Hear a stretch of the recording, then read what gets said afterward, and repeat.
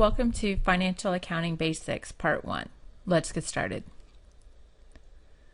We know from our previous modules that the purpose of accounting is to help people make decisions. We've studied a little bit about management accounting or managerial accounting, and managerial accounting is dedicated to help people inside the business make decisions.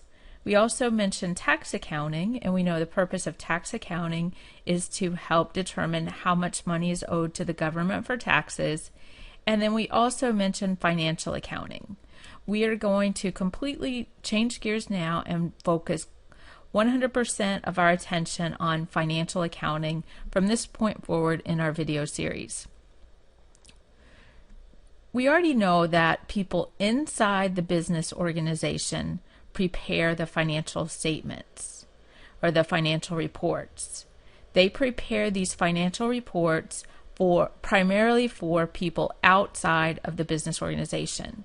That doesn't mean that people inside the business doesn't use financial accounting reports, but the primary purpose of financial reporting is for people outside of the organization.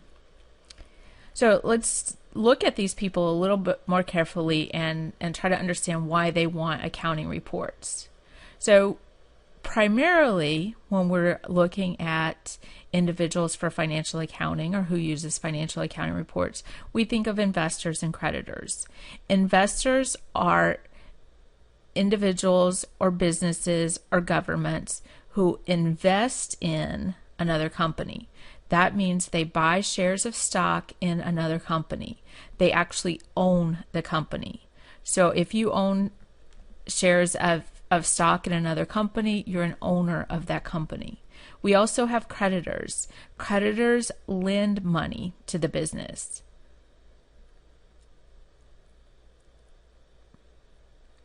The thing that both investors and creditors have in common is they have money, cash, which we also commonly refer to as capital, that they want to put into a business.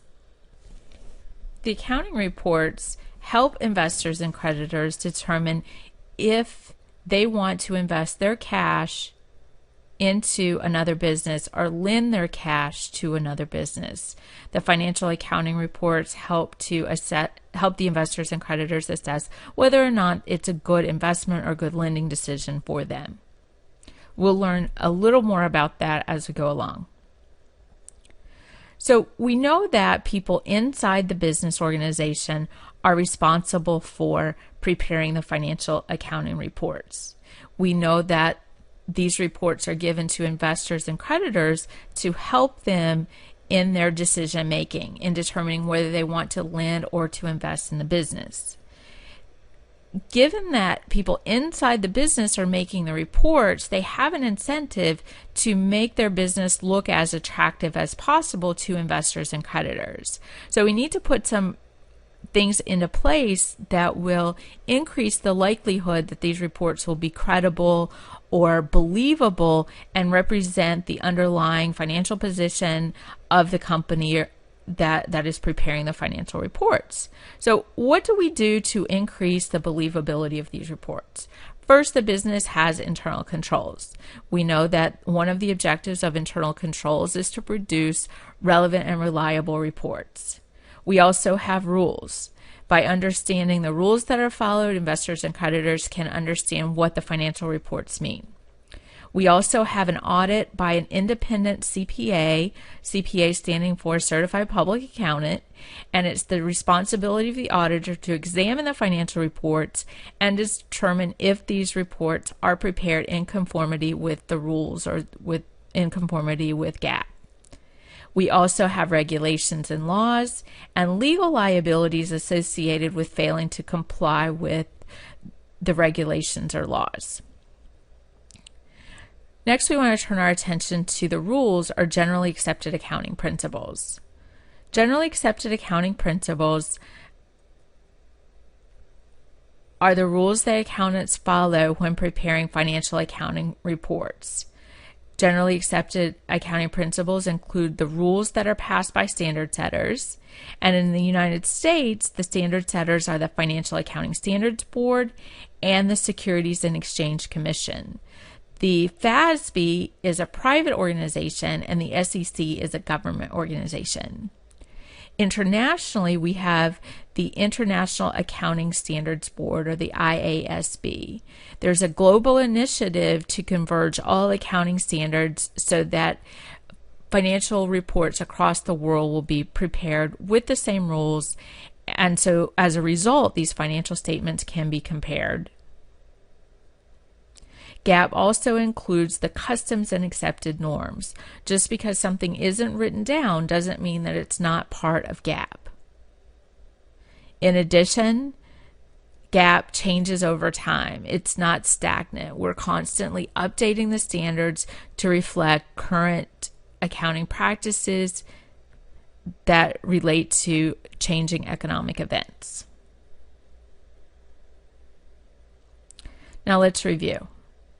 Financial accounting provides multi-purpose reports to external users to help them make decisions.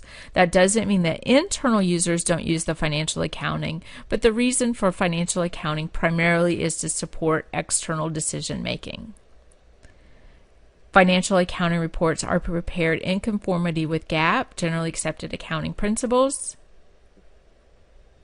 And financial accounting reports may be audited. Not all businesses have audited financial accounting reports.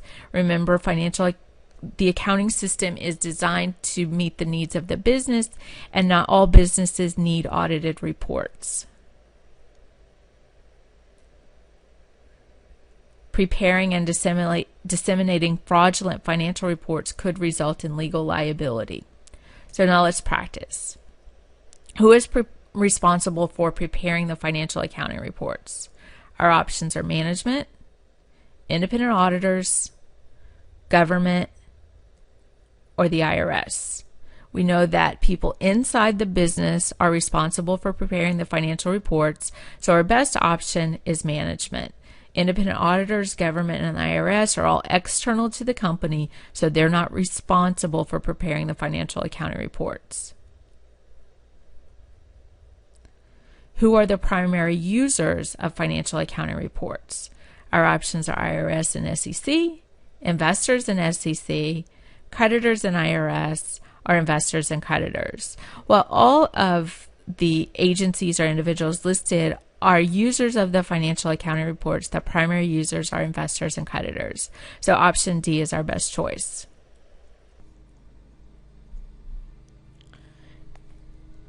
Explain why it is important for users to believe the information contained in the financial accounting reports. So we have a free response question, and before we provide an answer, we want to think about why we prepare financial reports and who we prepare them for. We prepare financial reports for investors and creditors to help them in their decision making. They're determining if they want to lend or invest money in a particular company. So we need for them to believe the reports, otherwise they will not rely on the reports in the decision making, and the reports will be of no value. So our response could go something like, if users do not believe the information contained in the reports, they will not rely on it to support their decisions. The reports will be of little or no value. Our next question. List at least 4 things that add credibility or believability to financial accounting reports. There are a total of 5 things that we reviewed. The first, we have rules or generally accepted accounting principles, internal controls, laws and regulations, an audit by an independent CPA, and legal liability for failure to comply with the laws or regulations. So then our last question, why is financial accounting cool? Well, financial accounting helps determine who gets money. By determining who gets money, accountants rule the world.